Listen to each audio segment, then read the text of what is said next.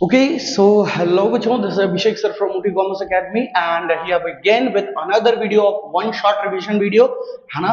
मैंने आपको बोला था कि वन शॉट रिवीजन वीडियो आपको अवेलेबल होंगे जो कि आपके लिए बहुत ज्यादा हेल्पफुल होंगे। लास्ट टाइम रिवीजन करने से आपको ये बेनिफिट होगा कि जिनको आता होगा उनका रिवाइज हो जाएगा, जिनको नहीं आता होगा वो काफी चीजों को कवर कर पाएंगे। ठीक है, हमारा बोर्ड एग्जाम प्रिपरेशन चल रहा था, है ना। बोर्ड एग्जाम प्रिपरेशन में बहुत दिनों से चला रहा हूं। अगर आप अभी तक ज्वाइन नहीं हुए हैं तो कई सारे प्लेलिस्ट अवेलेबल होंगे, वहां पे आप वहां से कंप्लीट कर सकते हैं। ठीक है, चलिए बात करते हैं आज का जो हमारा चैप्टर रहने वाला है, डिसोल्यूशन ऑफ पार्टनरशिप फॉर्म, है ना। डिसोल्यूशन ऑफ पार्टनरशिप फॉर्म क्यों इंपॉर्टेंट बन जाता है?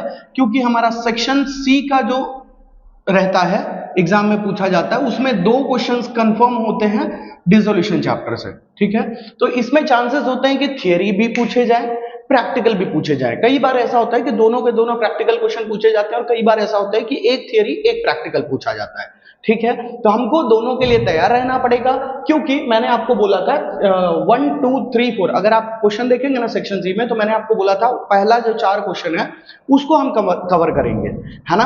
और पहला 4 क्वेश्चन कवर करने के बाद एक क्वेश्चन मैंने डिबेंचर चैप्टर से मैंने अवेलेबल कराया था। मैंने बोला था उसको आप कंप्लीट कर लीजिएगा और वो चैप्टर की थ्योरी कंप्लीट कर लीजिएगा, आपका सेक्शन सी पूरी तरीके से कवर हो जाएगा। तो सेक्शन सी का ये चैप्टर का बहुत बड़ा रोल प्ले करता है, तो इसलिए हमको ये चैप्टर का वन शॉट रिवीजन लाना पड़ा आपके लिए, ताकि आपके मार्क्स पे कोई इफेक्ट ना हो। ठीक है, आज मैं व्हाट्सएप नंबर दूंगा नहीं, रीजन इज कि आप लोग मतलब ऐसा होता है ना कि जब हम किसी के लिए बहुत ज्यादा काम करने लगते हैं, जब हम किसी चीज को ज्यादा इंपॉर्टेंस देने लगते हैं तो वहां वैल्यू खत्म हो जाती है। तो मैं ये चीज करूंगा कि आपको कोई भी, और ना ही आप व्हाट्सएप पे मुझे मैसेज करेंगे पर्सनली। मैं इसलिए टाइम दे रहा था ताकि कई बच्चे होते हैं ना, थोड़ा सा ऐसा हो जाता है कि एग्जामिनेशन का टाइम आता है तो थोड़ा सा प्रॉब्लम आना शुरू हो जाता है, उनको डिप्रेशन, घबराहट ऐसा होना शुरू हो जाता है। तो इस रीजन के कारण मैं व्हाट्सएप नंबर शेयर कर देता था ताकि आप वहां पे अपने डाउट्स को पुट कर सको, है ना। लेकिन अभी अगर व्हाट्सएप चैनल कम्युनिटी में आपको ऐड होना, चैनल कम्युनिटी है, व्हाट्सएप पर्सनल में कोई भी मैसेज नहीं डालेगा आज के बाद, है ना। आपको चैनल कम्युनिटी में जाना है तो डिस्क्रिप्शन में मैं आपको लिंक प्रोवाइड करूंगा, वहां से डायरेक्टली चैनल में चले जाइएगा और कोई भी पर्सनल मैसेज व्हाट्सएप पे नहीं करेंगे आज के बाद। कल के लाइव में मैंने ये चीज नोटिस किया कि बच्चों को ज्यादा भी इंपॉर्टेंस देना उतना जरूरी नहीं है, जितना उनका काम है, पढ़ाई का काम है, तो बस पढ़ाई तक ही लेवल में रखा जाए। ठीक है, आपको डिस्क्रिप्शन में लिंक मिलेगा, डायरेक्टली आप वहां से फॉलो कर लीजिएगा व्हाट्सएप कम्युनिटी चैनल को। ठीक है, चलिए शुरू करते हैं। Dissolution of partnership, very important chapter. Okay, तो बच्चों शुरू करते हैं ये चैप्टर के एकदम बेसिक्स के साथ कि भाई डिसोल्यूशन होता क्या है। डिसोल्यूशन का मतलब होता है किसी भी चीज का एंड होना। ठीक है, किसी भी चीज का डिसोल्यूशन वर्ड यूज हो गया, मतलब क्या होता है? एंड होना, एंड ऑफ एग्जिस्टेंस। एक सिंपल मीनिंग में बोले तो dissolution means and of existence, किसी भी चीज का एग्जिस्टेंस खत्म होना, दिस इज कॉल्ड डिसोल्यूशन। अब ये चैप्टर को पढ़ रहे हो तो आपको दो कॉन्सेप्ट क्लियर होना चाहिए, एक तो डिसोल्यूशन ऑफ पार्टनरशिप और दूसरा डिसोल्यूशन ऑफ पार्टनरशिप फर्म। एक है डिसोल्यूशन ऑफ पार्टनरशिप और दूसरा क्या? Dissolution of partnership firm. इसको मैं आपको एक एग्जांपल से सिखाने का ट्राई करता हूं। मान लीजिए ये पूरी कंपनी है, ठीक है, इसके अंदर कुछ पार्टनर्स वर्क कर रहे हैं। लेट सपोज करते हैं 1 2 3 4, ये 4 पार्टनर है। ठीक है, और ये पूरी कंपनी है। डिसोल्यूशन, ये पार्टनरशिप फर्म है, फर्म का मतलब कंपनी है, पार्टनरशिप फर्म है पूरी, और ये सब जो है वो पार्टनर्स है। ठीक है, तो ये पार्टनरशिप कॉन्सेप्ट समझिएगा। अभी लेट सपोज करते हैं कि ये 4 पार्टनर में से ये एक पार्टनर कंपनी छोड़ के चला जाए। इन सबका मैं नाम दे देता हूं A B C D, बराबर। और ये कंपनी के अंदर चेंजेस ये हुआ है कि पहले A B C D काम कर रहे थे, अब हो गए A B C और E।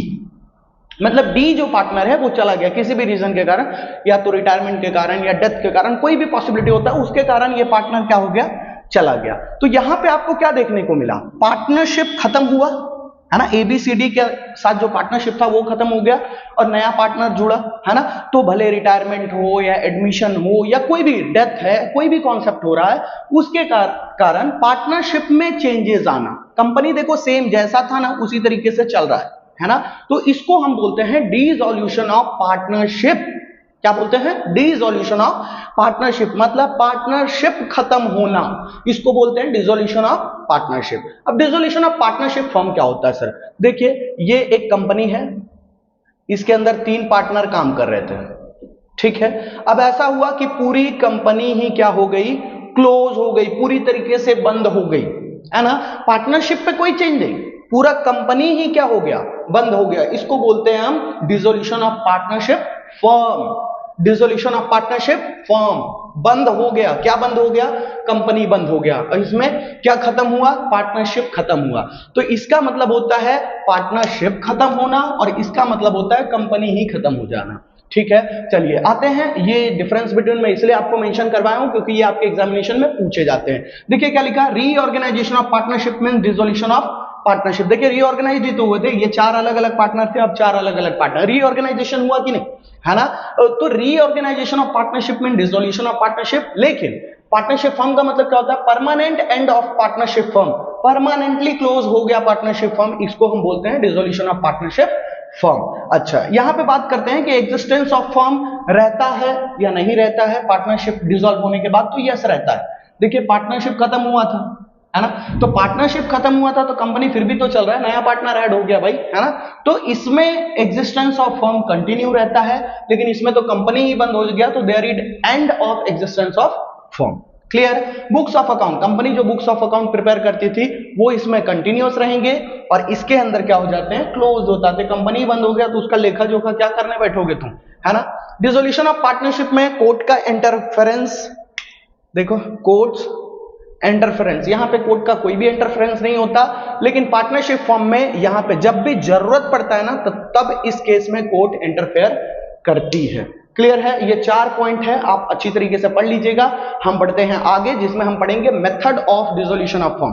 कंपनी डिसॉल्व होने के कितने मेथड्स हैं, जैसे मैं ऑलरेडी आपसे डिस्कस किया था जब अकाउंट्स का प्लेलिस्ट बनाया था ना मैं, सेक्शन सी का इंपॉर्टेंट क्वेश्चंस, तब मैंने उसमें आपसे डिस्कस किया था कि मेथड्स क्या क्या हो सकते हैं, है ना।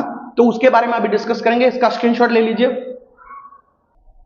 चलिए बढ़ेंगे आगे, जिसमें हम पढ़ेंगे methods of dissolution of firm, है ना। कंपनी के डिसॉल्व होने में 2 तरीका होता है। एक तो होता है कि नॉर्मल तरीके से कंपनी डिसॉल्व हो जाए, नॉर्मल तरीका मतलब बिना कोर्ट के इंटरफेरेंस के, है ना। नॉर्मल डिसोल्यूशन का दूसरा नाम होता है dissolution without interference of court, है ना। और दूसरा जो ऑप्शन होता है हमारे पास वो क्या होता है, dissolution by the court, court के तरफ से डिसॉल्व किया जाता है। कंपल्सरीली इसमें डिसॉल्व करना ही रहता है, ये वॉलंटरली हो सकता है लेकिन ये कंपल्सरी होता है। ठीक है, चलिए यहां पे हम पॉइंट्स थोड़ा मार्क कर लेते हैं।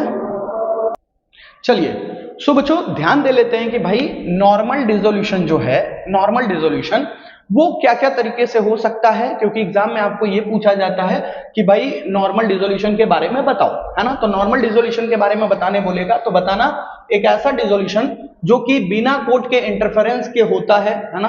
कंपनी डिसॉल्व तो हो रही है लेकिन बिना कोर्ट के इंटरफेरेंस के हो रही है, तो इस प्रोसेस को हम क्या बोलते हैं, नॉर्मल डिसोल्यूशन। ठीक है, याद रखना। Other name of normal dissolution भी पूछ लिया जाता है, तो इस चीज का भी ध्यान रखिएगा। ठीक है, यहां पे देखिए कुछ पॉइंट्स आपको दिख रहे होंगे 1 2 3 4 5, ये इंपॉर्टेंट कॉन्सेप्ट है, यहां पे ध्यान देंगे। देखिए क्या लिखा है, नॉर्मल डिसोल्यूशन पहला किस तरीके से हो सकता है, अग्रीमेंट के थ्रू। जब सारे पार्टनर्स अग्री कर देंगे, बोलेंगे कि ठीक है भाई हम वॉलंटरली पार्टनरशिप को खत्म करना, कंपनी को बंद करना चाहते हैं, मतलब सारे पार्टनर्स के अग्रीमेंट सहमति के साथ, है ना, सारे पार्टनर सहमत हैं कि भाई हमको कंपनी बंद होना चाहिए, तो ऐसा नॉर्मल डिसोल्यूशन किया जा सकता है। दूसरा पॉइंट क्या बोला है, डिसोल्यूशन एज पर कॉन्ट्रैक्ट। देखिए पार्टनरशिप जब भी बनता है तो वो लोग के बीच में एक कॉन्ट्रैक्ट तैयार होता है। अगर वो कॉन्ट्रैक्ट पे ऐसा है कि किसी भी रीजन के कारण उनका कॉन्ट्रैक्ट कंप्लीट हो चुका है, तो वो लोग कंपनी को डिसॉल्व कर सकते हैं। ठीक है, तो ये है dissolution as per contract. Third point आपको दिख रहा होगा, dissolution as per act. Act के थ्रू भी अपने आप नॉर्मल डिसोल्यूशन हो सकता है। कैसे कैसे, 2 कंडीशन यहां पे दिया है।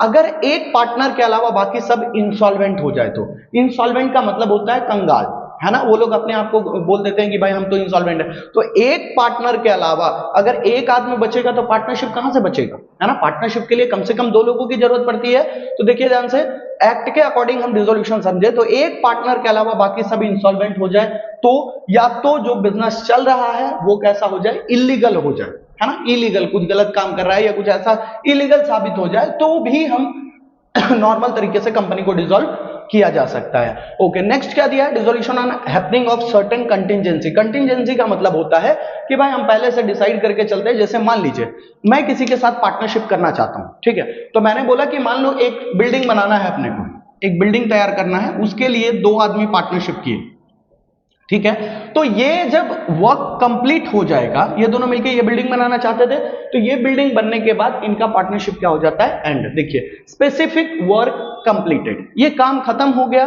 तो हमारा पार्टनरशिप खत्म हो गया। कुछ पार्टनर्स ऐसे होते हैं जो 5 साल 10 साल के लिए पार्टनरशिप में आते हैं, मतलब एक स्पेसिफिक टाइम के लिए पार्टनरशिप में आते हैं, तो फिक्स टर्म कंप्लीट होने के बाद उनका पार्टनरशिप फॉर्म डिसॉल्व हो जाता है, ठीक है। लास्ट पॉइंट क्या है, dissolution by notice. Dissolution by notice क्या है भाई, अगर किसी एक पार्टनर को लगता है कि कंपनी डिसॉल्व करना चाहिए, तो वो बाकी पार्टनर्स को क्या करता है, नोटिस भेजता है ना, और वो उनको इन्फॉर्म करता है कि हम अपनी कंपनी को बंद करेंगे, ठीक है। यहां पे देखिए आपको 5 मेन पॉइंट दिख रहे होंगे, एक बार मैं रिकॉल करा देता हूं आपको। बाय एग्रीमेंट, है ना, बाय कॉन्ट्रैक्ट, देखिए dissolution by agreement, dissolution as per contract, dissolution as per act. Act में मैंने 2 चीज बताया, उसको ध्यान में रखिएगा आप। फिर dissolution on happening of certain contingency, जैसे कुछ हम पहले से सोच के रखते हैं कि ऐसा होगा ना, तो हम क्या करेंगे, ये बंद कर देंगे, ठीक है। तो फिक्स टर्म कंप्लीट हो जाएगा तो, या तो स्पेसिफिक वर्क कंप्लीट हो जाएगा तब, ठीक है। एंड लास्ट पॉइंट है डिसोल्यूशन बाय नोटिस। ये पूरा पॉइंट था हमारा नॉर्मल डिसोल्यूशन का, है ना। अब हम पढ़ेंगे कि भाई कोर्ट के तरफ से डिसोल्यूशन कब होता है, ये प्रोसेस कैसे होता है, उसके बारे में हम डिस्कस करने वाले हैं। चलिए बढ़ते हैं आगे। ओके, सो बच्चों बढ़ते हैं अगले पॉइंट की तरफ। जैसे कि हम मेथड्स पढ़ रहे थे, तो मेथड में, है ना, दोनों टाइप के डिसोल्यूशन के मेथड पूछे जा सकते हैं, या तो नॉर्मल डिसोल्यूशन को एक्सप्लेन करने बोला जा सकता है, या तो डिसोल्यूशन बाय द कोर्ट को एक्सप्लेन करने बोला जा सकता है, ठीक है। तो डिसोल्यूशन बाय द कोर्ट कौन से रीजन के कारण हो सकता है, तो देखिए पहला दिया है, when any partner become of unsound mind. मैं कुछ पॉइंट इंपॉर्टेंट पॉइंट्स को टिक करते चल रहा हूं ताकि वो आपको चीजें समझ में आए। जब कोई पार्टनर अगर अनसाउंड माइंड हो जाता है, अनसाउंड माइंड का मतलब होता है, इन शॉर्ट हम बोले तो पागल टाइप में, है ना, मतलब वो डिसीजन नहीं ले पा रहा है, दिमागी तौर से कमजोर हो चुका है, ठीक है। तो जब कोई पार्टनर अनसाउंड माइंड हो जाए तब ऐसा होता है, कोर्ट की तरफ से डिसॉल्व कर दिया जाता है। या तो when a partner becomes permanently incapable of performing his duties as a partner, अगर वो एज अ पार्टनर कंपनी में ड्यूटी नहीं कर पा रहा है, अपना काम नहीं पूरा कर पा रहा है, वो परमानेंटली इनकेपेबल हो गया, कोई भी रीजन हो सकता है ना, तो भी कोर्ट के तरफ से कंपनी को डिसॉल्व कर दिया जाता है। Next, when a partner undertakes misconduct against partnership, अगर कोई पार्टनर पार्टनरशिप फर्म के लिए कोई मिसकंडक्ट बिहेवियर करता है, कोई मिसकंडक्ट, कोई गलत काम करता है, तो भी कंपनी को डिसॉल्व कर दिया जाता है। Next is when a partner breaches, breaches का मतलब होता है ब्रेक, है ना, तोड़ता है, रूल तोड़ता है। When a partner breaches partnership agreement persistently, बार बार लगातार, परसिस्टेंट का मतलब होता है लगातार, बार बार, कंटिन्यूअस, है ना, वो बार बार क्या करता है, पार्टनरशिप एग्रीमेंट को ब्रेक कर रहा है, जो पार्टनरशिप एग्रीमेंट में लिखा गया था उस तरीके से वो काम नहीं कर रहा है, तब भी क्या कर दिया जाएगा, कोर्ट की तरफ से कंपनी को डिसॉल्व कर दिया जाएगा। Next is when a partner transfer his whole interest, जैसे मान लीजिए 1 2 3, ये सेंटेंस में बहुत सारे बच्चों को डाउट होता है ना। देखिए ये 3 पार्टनर है ABC, अभी C का एक बच्चा है या इसका भाई है, तो इसने क्या किया ना, अपना पूरा जो इंटरेस्ट, मतलब कंपनी के अंदर जो भी इसका रोल था ना, जो भी पावर था, जो भी अथॉरिटी थे, जो भी इसका इंपॉर्टेंस था, वो पूरा का पूरा अपने ब्रदर के नाम पे ट्रांसफर कर दिया, है ना, without the consent of other partner. ये लोग से बिना पूछे उसने क्या किया ना, अपने जगह पे अपने भाई को बिठा दिया। तो ऐसे केस में भी क्या होता है, अभी देखो भाई ये 3 पार्टनर थे, तो ये तीनों का जमता था, जरूरी थोड़ी है कि ये पार्टनर आए तो ये तीनों में भी सब सही हो, है ना। तो ऐसे केस में क्या हो जाता है कि भाई डिसॉल्व कर दिया जाता है कोर्ट की तरफ। देखिए when a partner transfer his whole interest to a third party, किसी थर्ड पार्टी को। देखिए कंपनी में थर्ड पार्टी क्या होता है पता है, हम सब एक हैं लेकिन किसी दूसरे अलग पार्टी से डील कर रहे हैं, तो it is called third party, है ना। तो अगर कोई पार्टनर अपना पूरा इंटरेस्ट किसी थर्ड पार्टी के नाम पे ट्रांसफर कर देता है without consent of other partners, बिना पूछे, कंसेंट मतलब मर्जी, बिना दूसरे पार्टनर के मर्जी के कारण, तो यहां पे भी कोर्ट क्या बोलता है कि भाई कंपनी बंद करो। Next is when a firm continuously इनकर लॉसेस, यहां तो जाहिर सी बात है करना ही पड़ेगा, क्योंकि कंपनी अगर लॉस कर रही है तो मान लो ज्यादा टाइम तक और लॉस की, तो क्या तकलीफ हो जाएगा कि बाकी जो उसके इन्वेस्टर्स हैं, बाकी जो लोग हैं, तो सबका भी नुकसान होगा, है ना। तो ऐसे केस में भी कोर्ट बोलती है कि कंपनी को बंद कर दो भाई। Last point is it court find any just and equitable reason. Just and equitable मतलब होता है, जैसे देखिए हमको हमारे घर पे बोला जाता है कि ये सब मत करना, ये सब गलत काम है, लेकिन कुछ चीजें नहीं भी बताई जाती है फिर भी अगर वो गलत है, वैसे केस में भी हम पाए जाते हैं हमारे पापा ले तबड़क देना शुरू कर देते हैं ना। बस वही चीज है कि अगर कोर्ट को ऐसा लगता है कि भाई कोई भी जस्ट एंड इक्विटेबल रीजन ऐसा लगेगा कि भाई यहां पे तुम गलत हो, तो तुम्हारी कंपनी को क्या कर दिया जाएगा, बंद कर दिया जाएगा। ये पूरे पॉइंट्स है, मैंने मेन पॉइंट्स को टिक किया है, उसको थोड़ा अच्छे तरीके से। ये चैप्टर में थ्योरी का बहुत बड़ा इंपॉर्टेंट रोल है भाई, तो अपन इग्नोर नहीं कर सकते इस चीज को, है ना। बहुत ही अच्छी तरीके से पढ़िए और स्क्रीनशॉट लेके आगे बढ़ते हैं। चलिए सो बच्चों ध्यान देंगे, अगला जो पॉइंट है रियलाइजेशन अकाउंट। रियलाइजेशन अकाउंट क्या है, इसको क्यों बनाया जाता है, वो सारी चीजें डिस्कस करूंगा, बहुत इंपॉर्टेंट है तो इसको स्किप नहीं कर सकते, है ना। ध्यान देंगे कि रियलाइजेशन अकाउंट बनाया क्यों जाता है। देखिए रियलाइजेशन अकाउंट, यहाँ पे मैंने एक ग्राफ बनाया, ये ऑलरेडी मैंने समझाया था लेकिन वीडियो रुक गया था इस कारण से, देखिए ध्यान से। ये हमारा है रियलाइजेशन अकाउंट। रियलाइजेशन अकाउंट हम बनाते हैं डिसोल्यूशन के टाइम पे, मतलब जब कंपनी डिसॉल्व हो रहा होता है तब हम एक अकाउंट बनाते हैं जिसके अंदर हमारे जितने भी असेट्स हैं उसको बेच के पैसा आने का एंट्री हम करते हैं, और जितने भी लाइबिलिटीज हैं उसका पेमेंट करने का हम एंट्री करते हैं। भाई जो हमारे पास असेट्स बचा रहता है उसको हम बेचते हैं, मशीन है, जमीन है, कुछ भी है, वो सारे को बेच के पैसा मिलेगा, और जो लाइबिलिटीज है, जो हमारे सर पे कर्जा रहता है कंपनी के, वो क्या करते हैं, पेमेंट करते हैं। तो वही चीजों के रिकॉर्ड करने की ही चीज प्रोसेस को हम जहां पे रिकॉर्ड करते हैं वो अकाउंट को क्या बोलते हैं, रियलाइजेशन अकाउंट। देखिए an account which is prepared at the time of dissolution, कब बनाया जाता है, डिसोल्यूशन के टाइम पे, to give the accounting effect to dispose of asset, assets को बेचना या तो सेल्स ऑफ असेट लिख देना, एंड पेमेंट ऑफ लाइबिलिटीज। इसी प्रोसेस को हम क्या बोलते हैं, इसी अकाउंट को हम क्या बोलते हैं, रियलाइजेशन अकाउंट। ओके आगे बढ़ेंगे। अमाउंट रियलाइज्ड फ्रॉम असेट्स, जो भी पैसा हमको असेट से रियलाइज होके आता है, जो भी पैसा हमको असेट को बेच के मिलता है। अच्छा एक बात समझिए ना, मान लीजिए मैं ये असेट बेच रहा हूं तो पैसा आएगा या जाएगा, आएगा, है ना। तो कैश पे ध्यान दीजिएगा, ये जो दो लाइन लिखा है ना इस पे कैश पे ध्यान दीजिएगा। जब मैं असेट बेचता हूं तो पैसा आता है, तो कैश अकाउंट को हम क्या करेंगे, डेबिट। दूसरा जो कंडीशन होता है लाइबिलिटीज का पेमेंट कर रहा हूं, कोई चीज का कर्जा भर रहा हूं, तो कर्जा भर रहा हूं तो पैसा आएगा या जाएगा, जाहिर सी बात है जाएगा। तो जाएगा तो उस केस में कैश को हम क्या करेंगे, क्रेडिट करेंगे। Debit what comes in, credit what goes out. देखो amount realised from assets, assets बेच के जो हमको पैसा आएगा, रियलाइज होगा, उसको हम कैश अकाउंट के डेबिटेड में लिखते हैं, और ये बहुत ज्यादा इंपॉर्टेंट है, वन सेंटेंस में भी आता है आपके, है ना। And credited to realisation account. आगे बढ़ेंगे, पेमेंट ऑफ लाइबिलिटीज, ये जो लाइबिलिटीज का हम पेमेंट करेंगे तो क्रेडिट करना पड़ेगा कैश अकाउंट में, और डेबिट कहां हो जाएगा, रियलाइजेशन अकाउंट में। पॉइंट क्लियर है आपको, ओके। ये जो भी हम रियलाइजेशन अकाउंट हम तैयार करते हैं उसमें क्या देखने को मिलता है, या तो हमको प्रॉफिट होता है या तो हमको लॉस होता है। अगर हमारे पास असेट्स ज्यादा थे, लाइबिलिटी कम था, तो हमको प्रॉफिट होगा, और अगर क्या बोलते हैं लाइबिलिटी ज्यादा था, असेट्स कम था, तो उस टाइम पे हमारे को क्या होगा, लॉस होगा। भले प्रॉफिट हो या भले लॉस हो, जो भी हो वो दोनों को किसके बीच में डिस्ट्रीब्यूट कर देना है, पार्टनर्स के बीच में डिस्ट्रीब्यूट कर देना है। भाई आप लोग संभालो, देखो the difference of realisation account will be either profit or loss, या तो प्रॉफिट होगा या तो लॉस होगा। It is allocated between the partners in their profit sharing ratio, और यही चीज को हम पार्टनर्स के प्रॉफिट शेयरिंग रेशियो में उनमें एलोकेट कर देते हैं कि भाई तुम संभालो, ठीक है। अगर प्रॉफिट रहता है तो ट्रांसफर किया जाता है पार्टनर्स कैपिटल अकाउंट के क्रेडिट में, और लॉस रहेगा तो ट्रांसफर किया जाएगा पार्टनर्स कैपिटल के डेबिट में। क्लियर, ये भी एक सेंटेंस आप तैयार कर सकते हो, ठीक है। हमने 3 पार्ट में ये पॉइंट को पढ़ा। चलिए बढ़ते हैं आगे अगले पॉइंट की तरफ। देखिए ये जो चीजें रहेंगी आपके पास कंपनी में, जैसे मान लीजिए आपका कंपनी बंद हो रहा है, तब ये सारी चीजें जब आपको दिखेगी, है ना, ये 4-5 चीज मैं बता रहा हूं, ये 5 चीज को आप बहुत अच्छी तरीके से ध्यान में रख लीजिएगा। ये 5 चीज आपको कभी भी नजर आएगा तो वो पार्टनर्स कैपिटल में ही डिस्ट्रीब्यूट होंगे, उसको आप रियलाइजेशन अकाउंट का एंट्री मत कीजिएगा। कई बार कैसा होता है ना, हम रियलाइजेशन अकाउंट में ये सबको एंट्रीज कर देते हैं, जैसे मैं आगे सिखाऊंगा ना रियलाइजेशन के एंट्री, जर्नल एंट्री, तो आपको समझ में आएगा क्या चीज मैं बात कर रहा हूं। ये 5 नाम याद कर लीजिए, एकदम रट लीजिए बिल्कुल अच्छी तरीके से, ताकि आपके दिमाग में फिट हो जाए कि ये 5 नाम कभी भी आएगा तो पार्टनर्स कैपिटल में ही डिस्ट्रीब्यूट होगा।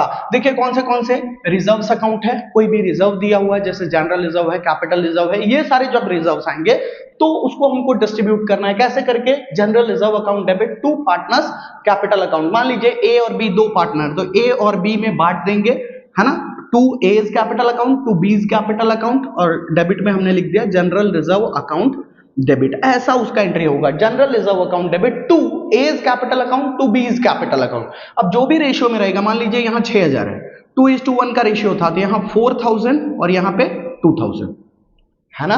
To A's capital account to B's capital, ये चार नाम याद कर लीजिए, ये चारों नाम पार्टनर्स में डिस्ट्रीब्यूट होंगे।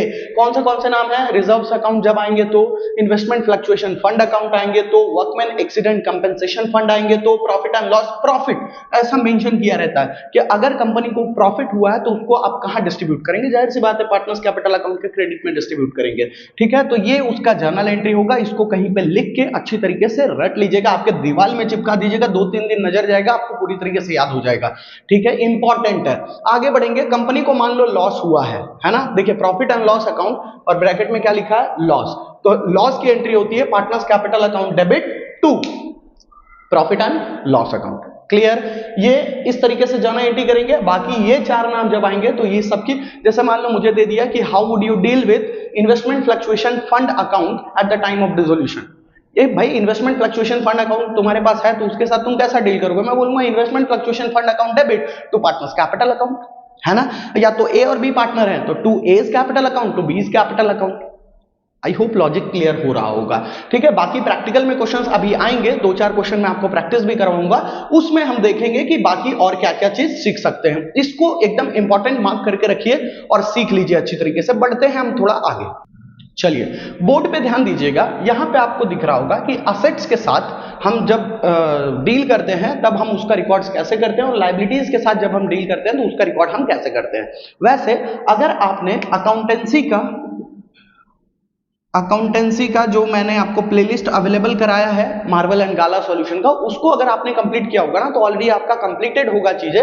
बट अगर आपने अभी तक नहीं कंप्लीट किया होगा तो ये वीडियो खत्म होने के बाद उसको रिवीजन ले लीजिएगा। मैंने व्हाट्सएप चैनल में अपडेट किया है, वहां से आप कर लीजिएगा रिवीजन। फिलहाल मैं कॉन्सेप्ट आपको क्लियर कर देता हूं कि असेट्स अगर आपकी कंपनी के पास रहता है तो उसका पहला एंट्री, हर चीज का 2 एंट्री होता है, पहला एंट्री दूसरा एंट्री। ध्यान देना बिल्कुल अच्छी तरीके से। पहला एंट्री क्या होता है भाई? तो असेट के केस में हम ऐसा लिखते हैं, पहला entry realisation account debit to assets account.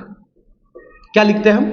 Realisation account debit to assets account. Assets को शो करने का यही एंट्री है। मान लीजिए समझ के चलते हैं कि मैं कंपनी वाला हूं, है ना, और मेरे पास बोला ना लैंड है, फिर बिल्डिंग है, मशीनरी है, व्हीकल है, ये सारे असेट्स मेरे पास अवेलेबल है। तो वो सबको मैं रियलाइजेशन अकाउंट में कैसे शो करूंगा? तो पहला एंट्री ऐसा होगा, realisation account debit to land, to building, to machine, to furniture, जो भी असेट्स है मेरे पास उसको मैं इस तरीके से रिकॉर्ड करता हूं। ये पहला एंट्री। ठीक है, दूसरा एंट्री क्या होता है? तो रियलाइजेशन अभी तक डेबिट था ना, अब क्या कर दूंगा मैं? रियलाइजेशन को दूसरे एंट्री में क्रेडिट कर दूंगा टू रियलाइजेशन अकाउंट।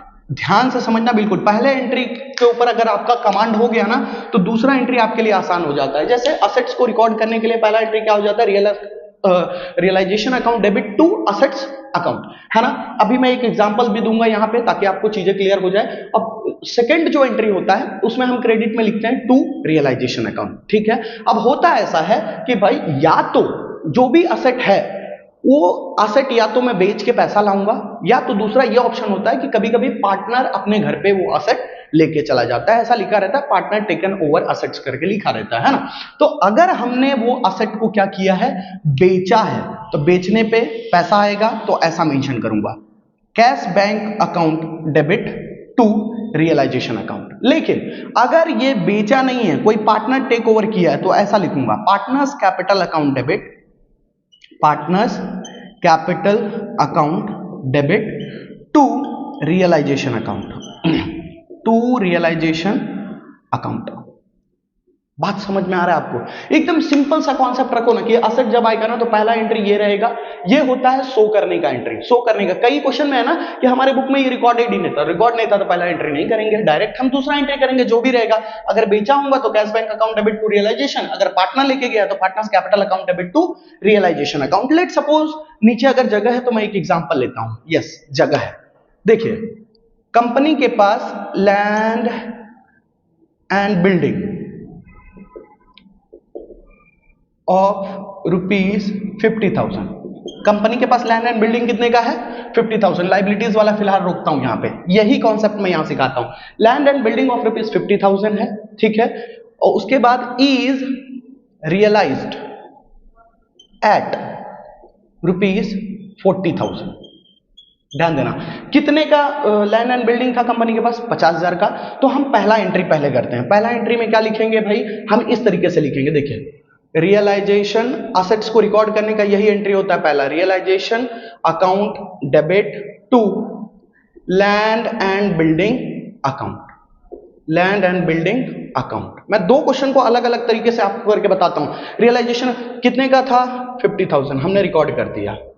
अब बढ़ेंगे आगे, रियलाइज किया गया कि पार्टनर लेके गया? यस, रियलाइज किया गया। तो पहले तो पहला एंट्री में रियलाइजेशन डेबिट होता है असेट के केस में, दूसरा एंट्री में रियलाइजेशन क्रेडिट होता है, रियलाइजेशन अकाउंट। डेबिट में हम उस पॉइंट के हिसाब से लिख देंगे जो भी कॉन्सेप्ट रहेगा। रियलाइज हुआ है मतलब पैसा आया होगा, cash bank account debit, simple सा फॉर्म। 40,000 पे रियलाइज हुआ है तो 40,000 हम मेंशन कर देंगे। बात समझ में आ रहा है आपको? 40,000 पे हुआ है तो 40,000 पे हम मेंशन कर लेंगे, ठीक है। अगर मान लो ये 60,000 पे हुआ होता तो हम लिखते cash bank account debit to realisation account 60,000। Logic समझ में आ रहा है? तो ये एक सिंपल सा कॉन्सेप्ट है। अगर मैं बोलूं इज टेकन बाय पार्टनर, ऐसा लिखा है कि भाई कंपनी के पास जो लैंड एंड बिल्डिंग था ना 50,000 का, उसको कोई पार्टनर लेके चला गया। अच्छा, पार्टनर लेके चला गया तो ये कैश बैंक अकाउंट को हटाऊंगा, यहां पे लिखूंगा partners capital account debit, partners capital account debit to realisation account. कोई अमाउंट नहीं दिया ना, अमाउंट दिया होता तो हम अमाउंट को भी देखते, ठीक है। देखो सिंपल लॉजिक समझ में आ रहा है। असेट का पहला एंट्री क्या? रियलाइजेशन। मेरे साथ रिपीट करो, असेट का पहला एंट्री क्या? Realisation account debit to asset account. पहला एंट्री क्या? Realisation account debit to asset account. दूसरा एंट्री क्या होता है? रियलाइजेशन को सीधा हम क्रेडिट कर देंगे। अगर वो रियलाइज हुआ है मतलब बिका है तो कैश बैंक अकाउंट डेबिट होगा, अगर पार्टनर लेके गया तो पार्टनर्स कैपिटल अकाउंट डेबिट होगा। एक सिंपल सा कॉन्सेप्ट समझ के चलो। देखो यहां पे एक और क्वेश्चन लिखता हूं, एक और सिंपल सा क्वेश्चन लिखते हैं, ये जगह बना के रखता हूं। Unrecorded computer of rupees 20,000 is realized। क्या पहला एंट्री हमको करने की जरूरत है? ये वाला एंट्री करने की जरूरत पड़ेगी क्या? नहीं करने की जरूरत पड़ेगी, क्योंकि अनरिकॉर्डेड है। तो हमको पहला जो एंट्री करते हैं हम रिकॉर्ड करने के लिए तो करते हैं, मतलब हमको पहला एंट्री करने की जरूरत नहीं है। लेकिन ये आप दिमाग में करोगे। पहला एंट्री में कैसे करता? असेट है तो कंप्यूटर का रिकॉर्ड करना होता तो मैं लिखता realisation account debit to computer account, पहला एंट्री। लेकिन बुक में नहीं करोगे, आपका आंसर में नहीं शो होना चाहिए वो, ठीक है। डायरेक्टली आओगे सेकंड एंट्री पे, क्योंकि अनरिकॉर्डेड कंप्यूटर था उसको रियलाइज किया जा रहा है। रियलाइज मतलब बेचा जा रहा है, 20,000 का सामान आया, ठीक है, तो बेचा जा रहा है। तो बताओ ये एंट्री होगा कि नहीं? दूसरा cash bank account debit to realisation account 20,000। I hope concept clear है। ये चीजें आपको बहुत आसान कर देगा आपका पढ़ाई को, है ना। बढ़ते हैं सर लायबिलिटीज की तरफ। अब लायबिलिटीज की तरफ सेम कॉन्सेप्ट लेके चलेंगे, बस पहला एंट्री इसमें उल्टा होता है। जैसे असेट्स के टाइम पे क्या हो रहा था? Realisation account debit to asset था ना। लायबिलिटीज के टाइम पे ऐसा जर्नल एंट्री होता है, पहला liabilities account debit to, liabilities account debit to realisation account, पहला एंट्री हो गया। दूसरे एंट्री के केस में क्या करेंगे? इसमें पहले में रियलाइजेशन क्रेडिट हुआ था ना, ध्यान देने का रियलाइजेशन पे पूरा। दूसरे में हम क्या कर देंगे? रियलाइजेशन अकाउंट को क्या कर देंगे? डेबिट। और क्रेडिट में क्या लिखेंगे? क्रेडिट में हमारे पास दो ऑप्शन है, अगर मैं उसका पेमेंट कर रहा हूं तो टू कैश बैंक अकाउंट, और अगर कोई पार्टनर एक्सेप्ट कर रहा है वो लायबिलिटी को तो to partners capital account. Simple concept है ना। या रियलाइज दूसरा एंट्री में या तो realisation account debit to cash account होगा, या तो realisation account debit to partners capital account होगा। एकदम अच्छी तरीके से इसको यहां पे मैं लिख लेता हूं, टू कैश और पार्टनर्स कैपिटल अकाउंट। ये दोनों कंडीशन मैंने आपसे डिस्कस कर लिया। इसका स्क्रीनशॉट ले लीजिए, मैं कुछ क्वेश्चन इसके बेस पे आपको प्रैक्टिस करवा देता हूं ताकि आपको चीजें आसान हो जाए। देखिए बोर्ड पे आपको एक क्वेश्चन दिख रहा होगा, क्या दिख रहा है? Land building of ₹1 lakh and investment ₹50,000 disclose in the balance sheet. आपके बैलेंस शीट में इसका डिस्क्लोज का मतलब होता है सोल, है ना, वो आपके बुक में लिखा हुआ था। अनरिकॉर्डेड होता तो पहला एंट्री हम नहीं करते, है ना, डायरेक्टली हम दूसरा एंट्री पे जाते हैं। लेकिन यहाँ पे अनरिकॉर्डेड वाला कुछ भी कॉन्सेप्ट नहीं है, यहाँ पे लिखा है ऊपर से और लिख के दिया है कि disclosed in the balance sheet, है ना। नहीं भी लिखा रहता है तो हमको पहला एंट्री करना रहता है जब तक कि अनरिकॉर्डेड ना आ जाए। मतलब पहला एंट्री इसका क्या हो जाएगा भाई, असेट्स के लिए हम क्या करते हैं, रियलाइजेशन अकाउंट डेबिट, ध्यान देना एकदम अच्छी तरीके से, realisation account debit to land building account, building account, एक और है ना इन्वेस्टमेंट अकाउंट, लिखेंगे टू इन्वेस्टमेंट अकाउंट, बराबर है। ओके, लैंड बिल्डिंग कितने रुपए का है भाई, 1 लाख का, लिख दिया हमने। इन्वेस्टमेंट कितने का है, 50,000 का। ये टोटल कितना हो गया, 1,50,000, बराबर है। ये हमने रिकॉर्ड किया, ये पहला एंट्री नॉर्मली होता ही होता है। दूसरा हमको ये देखना है कि ये रियलाइज हो रहा है या पार्टनर लेके जा रहा है। देखते हैं यहाँ पे ₹80,000 एंड ₹60,000 रियलाइज रिस्पेक्टिवली। मतलब रिस्पेक्टिवली का मतलब होता है पहला वाला पहले के लिए, दूसरा वाला दूसरे के लिए। 80,000 रुपया लैंड बिल्डिंग को बेच के मिला है और 60,000 इन्वेस्टमेंट को बेच के मिला है। अच्छा, तो पहले तो पहले केस में रियलाइजेशन डेबिट होता है, दूसरे केस में रियलाइजेशन क्या हो जाएगा, क्रेडिट टू रियलाइजेशन अकाउंट। बिका है ना, मतलब कैश आया होगा, लिखते हैं कैश बैंक अकाउंट डेबिट, बराबर। 80,000 लैंड बिल्डिंग से, 60,000 इन्वेस्टमेंट से, टोटल 1,40,000 आया कि नहीं, 1,40,000, 1,40,000। आई होप कॉन्सेप्ट क्लियर है आपको इसका पहले वाले का। दूसरा क्या दिया है देखो, eight the time of dissolution the value of machinery was ₹70,000। अच्छा, कहीं पे अनरिकॉर्डेड दिख रहा है आपको, कहीं पे भी अनरिकॉर्डेड वर्ड यूज हो रहा है, नहीं यूज हो रहा है, मतलब पहला एंट्री हमको करना पड़ेगा। पहला एंट्री हम क्या करेंगे, कैसे लिखेंगे, असेट्स के केस में हम पहला एंट्री करते हैं रियलाइजेशन अकाउंट डेबिट, मन में करो फटाफट, टू मशीनरी अकाउंट, बराबर। कितने का था, 70,000 का, लिख लेते हैं हम 70,000। दूसरा एंट्री तो हमको करना ही पड़ता है, it is taken by one partner for ₹78,000। तो पहले तो असेट का दूसरा एंट्री में क्रेडिट में जाता है realisation account to realisation account debit में। अगर ये रियलाइज हुआ होता तो कैश बैंक अकाउंट डेबिट होता, लेकिन पार्टनर लेके जा रहा है तो हम लिखेंगे यहां पे पार्टनर्स कैपिटल अकाउंट डेबिट, कितने में, 78,000। आई होप कॉन्सेप्ट क्लियर है। चलिए 2-4 क्वेश्चन और प्रैक्टिस करते हैं, एकदम आपका पकड़ बन जाए ऐसा करेंगे हम। चलिए बच्चों, आपको आगे देखने को मिल रहा होगा, तीसरा क्वेश्चन देखिए, पढ़ेंगे तो लिखा है पार्टनर नरेश एक्सेप्ट्स टू पे ₹30,000 फॉर बिल्स पेबल, है ना। कंपनी के पास जो बिल पेबल था ना, अनरिकॉर्डेड बिल पेबल नहीं बोल रहा है, बोल रहा है कि भाई पार्टनर नरेश एक्सेप्ट्स टू पे ₹30,000 फॉर बिल्स पेबल। कंपनी के पास जो बिल्स पेबल था, मतलब जो लायबिलिटी था, उसको पार्टनर नरेश ने बोला कि भाई मैं एक्सेप्ट कर रहा हूं, मैं इसको भर दूंगा। ओके, तुम एक्सेप्ट कर रहे हो तो बात की बात, पहले मुझे शो तो करना पड़ेगा। लायबिलिटी का एंट्री कैसा होता है, liabilities account debit to realisation account, मतलब पहला एंट्री कुछ ऐसा होगा, bills payable account debit, bills payable account debit to realisation account, to realisation account. Clear है कॉन्सेप्ट, कितने का था, 30,000, लिख दिया हमने 30,000। अब बारी आई कि भाई ये लायबिलिटी के साथ हो क्या रहा है, क्या इसका पेमेंट करके खत्म कर रही है कंपनी, या फिर कोई पार्टनर एक्सेप्ट कर रहा है। हमने देखा पार्टनर एक्सेप्ट कर रहा है। ओके, तो दूसरा एंट्री के टाइम पे रियलाइजेशन डेबिट होता है, लायबिलिटी में दूसरा एंट्री के टाइम पे रियलाइजेशन अकाउंट क्या हो जाता है, डेबिट। आपका पहला एंट्री पे कमांड बन गया तो दूसरा एंट्री आपको पता रहेगा कि रियलाइजेशन को कहां लिखना है, रियलाइजेशन अकाउंट डेबिट टू। अगर पेमेंट हुआ होता तो हम लिखते टू कैश बैंक अकाउंट, लेकिन पेमेंट नहीं हुआ है, पार्टनर नरेश लेके जा रहा है, तो मैं लिखूंगा टू नरेश कैपिटल अकाउंट 30,000।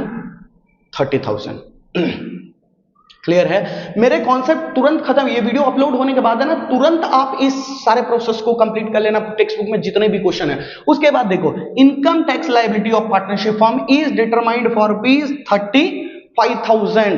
भाई 35,000 रुपया इनकम टैक्स लायबिलिटी का पेमेंट करना है। It is not recorded in the books. बताइए पहला एंट्री करना है क्या हमको, नहीं करना है। पहला एंट्री क्यों करना है, क्योंकि ये बुक में रिकॉर्ड ही नहीं है, अनरिकॉर्डेड है, तो डायरेक्ट हम दूसरे एंट्री पे आएंगे। हमने देखा क्या कि कोई पार्टनर नहीं लेके जा रहा है, मतलब कंपनी की तरफ से पे होगा, क्या लिखेंगे, realisation account debit to cash bank account, to cash bank account, जो भी अमाउंट है हम यहाँ पे मेंशन कर देंगे। 35,000 है तो 35,000 को मेंशन कर देंगे।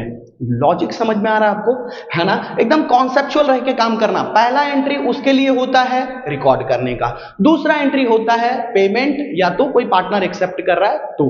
असेट्स में कैसा होता है, पहला एंट्री रिकॉर्ड करने का और दूसरा एंट्री उससे जो रियलाइज हो रहा है। कई बार ऐसा होता है ना कि भाई हमारे कंपनी के पास, ये ध्यान से सुना, हमारे कंपनी में गुडविल का वैल्यू 80,000 था। मैंने बोला ठीक है था, तो हमने रिकॉर्ड कर दिया realisation account debit to goodwill account. सुनना ध्यान से, realisation account debit to goodwill account, ठीक है।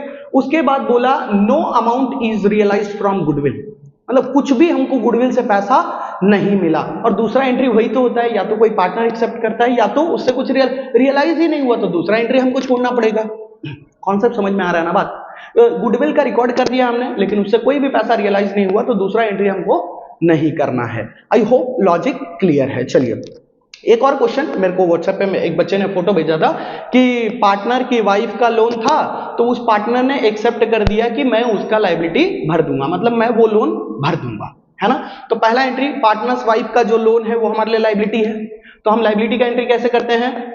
लायबिलिटी अकाउंट डेबिट, मतलब partner wife's loan account debit to realisation account. यहां तक समझ में आ रहा है? Partner wife's loan account debit to realisation account, पहला एंट्री रिकॉर्ड का। दूसरा एंट्री वो लायबिलिटी का पेमेंट नहीं हो रहा है, पार्टनर एक्सेप्ट कर रहा है, तो आप लिखेंगे realisation account debit to partners capital account.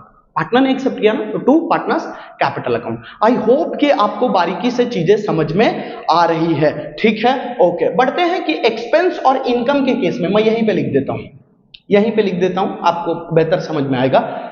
Expense और इनकम के केस में हम क्या करते हैं, एक और चीज है ये बहुत इंपॉर्टेंट है, डिप्रेसिएशन फंड, डिप्रेसिएशन फंड, उसके बाद provident fund, provident fund, workman profit sharing fund, workman profit sharing fund. आप शायद तैयारी करो तो ये छूट जाए आपके प्रैक्टिस से, तो मैं ये चीज बता देता हूं, ये सारे सब लायबिलिटीज ही होते हैं, ठीक है। तो इनको डिस्ट्रीब्यूट करने मत चले जाना। डिप्रेसिएशन फंड का आएगा ना तो एंट्री ऐसा होगा, depreciation fund account debit to realisation account, liability है, लायबिलिटी को ऐसे ही हम ट्रीट करते हैं, है ना। प्रोविडेंट फंड का एंट्री कैसे करोगे, तो provident fund account debit to realisation account. Clear है? ओके, बढ़ते हैं आगे सर, कि अगर बात होगी एक्सपेंस की एंड इनकम की, तब हम कैसे करने वाले हैं। जैसे कभी कभी बोल देता है ना, डिसोल्यूशन एक्सपेंसेस ऑफ ₹50,000 पेड, तो क्या उसका दो एंट्री होगा? नहीं, एक्सपेंस और इनकम का एक सिंगल सा एंट्री होता है। अच्छा, एक्सपेंस पे करेंगे तो पैसा जाएगा, तो क्रेडिट में आता है simple to cash bank account, और डेबिट में क्या आ जाएगा? रियलाइजेशन अकाउंट डेबिट, बराबर है ना।